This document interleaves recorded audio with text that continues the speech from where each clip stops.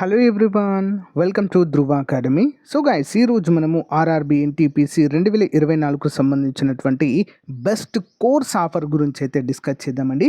మరి మన యాప్లో ఆర్ఆర్బి ఎన్టీపీసీ మరియు గ్రూప్ డి కోసము, అంతేకాకుండా ఆర్పిఎఫ్ ఎస్ఐ కానిస్టేబుల్ ఉద్యోగాల కోసము ఎనీ కోర్స్ అండి జస్ట్ 399కి అందిస్తున్నాము 90% ఆఫర్తో. మరి 399 రూపీస్ ఆఫర్కి కంప్లీట్ క్లాసెస్ వస్తాయండి. As per the syllabus 20 years experience కలిగిన ఫ్యాకల్టీ చేత క్లాసెస్ చెప్పించాం.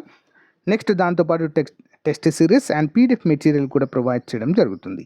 ఈ ఆఫర్ మొదటి 500 మంది అభ్యర్థులకు మాత్రమే, కాబట్టి వెంటనే తీసుకోండి ఫ్రెండ్, చాలా యూస్ఫుల్గా ఉంటుంది మీకు. ఈ రోజే మీ ప్రిపరేషన్ స్టార్ట్ చేయండి.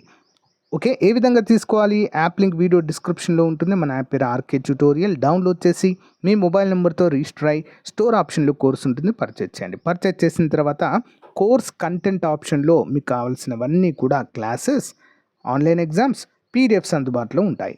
ఓకేనా, వెంటనే పర్చేజ్ చేయండి. All the best, thank you. So guys, ఈరోజు మనము ఆర్ఆర్బి ఎన్టీపీసీ గ్రూప్ డి మరియు ఆర్పిఎఫ్ ఎస్సీ కానిస్టేబుల్ మరియు ఎస్ఎస్సి ఉద్యోగాలకు చాలా ముఖ్యమైనటువంటి జనరల్ స్టడీస్ మోడల్ పేపర్ 100 అయితే చూడబోతున్నామండి. చాలా ఇంపార్టెంట్. ఇప్పటివరకు చేసిన క్లాసెస్ అన్నీ మన ఛానల్ ప్లేలిస్ట్లో అందుబాటులో ఉన్నాయి, ఒకసారి చూడండి. ఓకేనా, ఆఫర్తో కోర్స్ కూడా అందుబాటులో ఉంది, తప్పకుండా ప్రతి ఒక్కరూ తీసుకోండి. ఓకేనా, వీడియో చూస్తున్న ప్రతి ఒక్కరు చిన్న లైక్ చేయడం ద్వారా మన ఛానల్కు సపోర్ట్ చేయండి. Okay, question number 1. రేడియోధార్మిక సోడియంను ఎందులో ఉపయోగిస్తారు? రేడియోధార్మిక సోడియం ఎందులో ఉపయోగిస్తారండి? Answer option 1. నీటి మోయిన్లలో లీక్లను కనుగొనడానికి ఉపయోగిస్తారు. నీటి మోయిన్లలో లీక్లను కనుగొనడానికి రేడియోధార్మిక పదార్థమైన సోడియం ఉపయోగిస్తారు. ఓకేనా. దేని లోపం వల్ల జిరాఫ్థాల్మియా వ్యాధి వస్తుంది? దేని లోపం వల్ల జిరాఫ్థాల్మియా? ఆన్సర్ ఆప్షన్ 3 అండి, విటమిన్ ఏ లోపం వల్ల అండి. ఓకేనా, ఈ జిరాఫ్థాల్మియా అనేది కంటికి సంబంధించినటువంటి వ్యాధి అండి. విటమిన్ ఏ మరి తక్కువగా తీసుకోవడం ద్వారా ఈ వ్యాధి అయితే సంభవిస్తుంది. Okay, next 1. ఉల్కల నేవి దేనికి సంబంధించిన ముక్కలు? ఉల్కల నేవి దేనికి సంబంధించిన ముక్కలుగా చెప్పుకోవచ్చు? 48 ఆప్షన్ 3 అండి, కఠిన పదార్థం అండి. ఇది ఏంటది? కఠిన పదార్థము. నెక్స్ట్, పరమాణువులోని ఎలక్ట్రాన్లు డాష్. పరమాణువులోని ఎలక్ట్రాన్లు 49 ఆన్సర్ ఆప్షన్ 4 అండి. పైవన్నీ సరైనవి. చూద్దాం. కేంద్రం చుట్టూ తిరుగుతాయి. వలయాకార కక్షలో కేంద్రం చుట్టూ తిరుగుతాయి, కరెక్ట్. కేంద్రం చుట్టూ ఎలక్ట్రాన్ మేఘాన్ని ఏర్పరుస్తాయి, ఇది కూడా కరెక్ట్. అన్నీ కూడా సరైనవి. మరి మీ అందరికీ కూడా ఎలక్ట్రాన్లకు సంబంధించి ఒక ముఖ్యమైన క్వశ్చన్ అడుగుతాను, ఎంతమంది సమాధానం చెప్తారో చూద్దాం. ఎలక్ట్రాన్ కనుగొన్న శాస్త్రవేత్త పేరేంటి? కామెంట్ చేయండి. మీకు తెలియకపోతే ఎలక్ట్రాన్ అని కామెంట్ పెట్టండి, నేను ఆన్సర్ చెప్తాను. చాలాసార్లు ఎగ్జామ్లో రిపీటెడ్గా వస్తున్న క్వశ్చన్ ఇది. Okay, next 1. పాస్పరస్ దేహంలోని ఏ ప్రక్రియను నియంత్రిస్తుంది? పాస్పరస్ దేహంలోని ఏ ప్రక్రియను నియంత్రిస్తుంది? ఆన్సర్ ఆప్షన్ 1 అండి, కేంద్ర కామ్లాల ఉత్పత్తి. ఓకే, కేంద్ర కామ్లాల ఉత్పత్తి అనేటువంటి ప్రక్రియను ఈ పాస్పరస్ అనేది నియంత్రిస్తుందండి. ఓకేనా, చాలా ఇంపార్టెంట్ క్వశ్చన్. నెక్స్ట్ 1. సహజ ఎరువుగా వాడబడుతున్న నీటి మొక్క ఏంటి?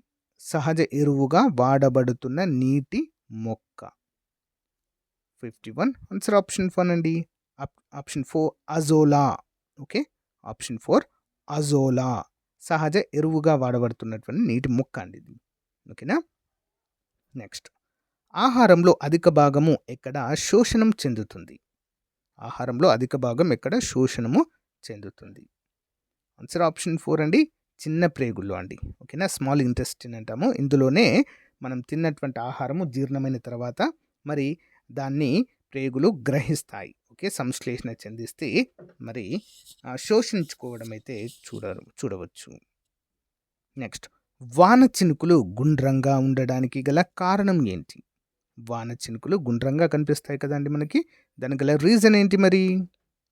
ఆన్సర్ ఆప్షన్ 2 అండి, తలతన్యత అంటారు. దాన్ని ఏమంటారు? తలతన్యత. నీటికి ఉండేటువంటి ఒక ప్రత్యేకమైన ధర్మం.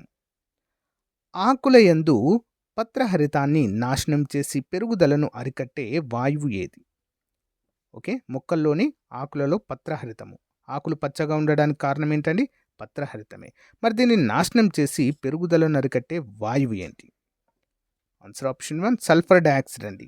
చాలా చాలా ఇంపార్టెంట్. ఈ వాయువు కారణంగా మొక్కలు కంప్లీట్గా ఆకుపచ్చ రంగును కోల్పోయి పసుపు వర్ణంలోకి వస్తాయండి. ఆకులన్నీ కూడా చెట్టు ఆకులు. సో ఆకుపచ్చ పసుపు పచ్చ వర్ణంలోకి వచ్చి రాలిపోవడం జరుగుతుంది. ఓకేనా, గమనించాలి.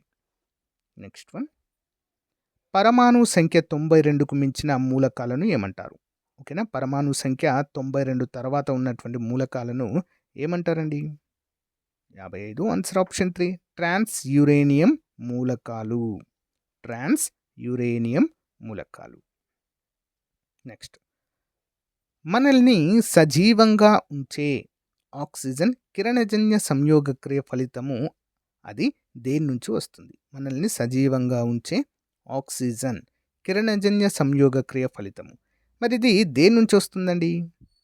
ఆప్షన్ 4 నీరు. ఓకేనా, నీరు ఇంపార్టెంట్. అంతే కదండి. H2O ఇందులో ఉండేటువంటి హైడ్రోజన్ మరియు ఆక్సిజన్ 2 ఆయన్లుగా విడిపోయి ఇందులోంచే ఆక్సిజన్ అనేది విడుదలవుతుందండి. ఓకే, ప్రోటీన్ లోపం వల్ల వచ్చే వ్యాధిని ఏమంటారు? ప్రోటీన్లు తక్కువగా తీసుకోవడం ద్వారా వచ్చే వ్యాధి. Answer option 2 kwashiorkor. Okay, kwashiorkor. Proteins మరియు విటమిన్లు రెండింటి లోపం వల్ల వచ్చేది మెరాస్మస్. ఓకేనా, రెండింటికి మధ్య తేడా. ఓన్లీ ప్రోటీన్స్ లోపం వల్ల క్వాషియోర్కర్ వస్తుంది. ప్రోటీన్స్ మరియు విటమిన్స్ లోపం వల్ల మెరాస్మస్ వస్తుంది. ఓకే, నెక్స్ట్ వన్, దేశంలో తొలిసారిగా చర్మనిధి కేంద్రము ఎక్కడ ఏర్పాటు చేయబడింది? దేశంలో తొలిసారిగా చర్మనిధి కేంద్రము ఎక్కడండి? చెన్నై. నెక్స్ట్, భారతీయ అణుపరిశోధన పితామహుడు ఎవరు? భారతీయ అణుపరిశోధన పితామహుడు 59. ఆప్షన్ 1 అండి హోమీ జే బాబా. హోమీ జహంగీర్ బాబా అంటారు వీరిని. ఓకేనా, ఇంపార్టెంట్ పర్సన్. భారతదేశంలో అణుపరిశోధన పితామహుడు అండి.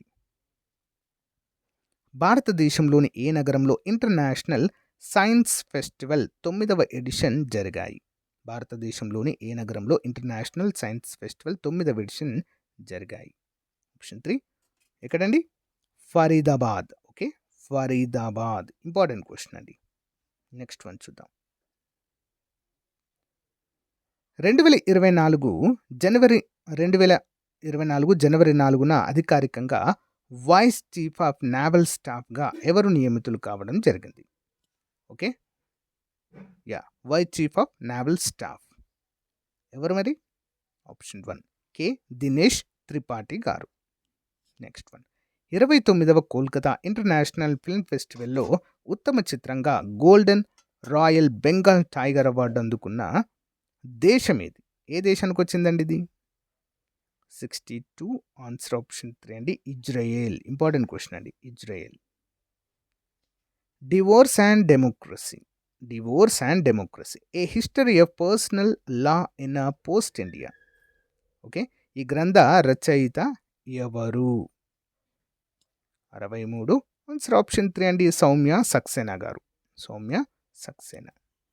సింధులోయ నాగరికత యొక్క ప్రత్యేకత ఏది? సింధులోయ నాగరికత యొక్క ప్రత్యేకత ఏది? 64. ఆన్సర్ ఆప్షన్ 1 అండి పట్టణ ప్రణాళిక అయితే ఇక్కడ మనము చూడవచ్చు. ఓకేనా, 1921లో దయారాం సహాని భారతదేశ పురాతత్వ త్రవ్వకాలు జరిపి మరి ఈ యొక్క సింధు నాగరికతనైతే కనుగొన్నారు. ఎప్పుడండి? 1921లో. నెక్స్ట్, బౌద్ధ జాతక కథలలో ఎన్ని కథలు ఉన్నాయి? బౌద్ధ జాతక కథలు అంటే బుద్ధుని గురించి జీవిత చరిత్ర గురించి తెలిపేటువంటి కథలను బౌద్ధ జాతక కథలు అంటారు. ఆప్షన్ 4 500. ప్రసిద్ధి చెందిన విరూపాక్ష టెంపుల్ ఏ ప్రాంతంలో ఉంది? ప్రసిద్ధి చెందిన విరూపాక్ష టెంపుల్ ఆప్షన్ 3 హంపి కర్ణాటకలో ఉందండి.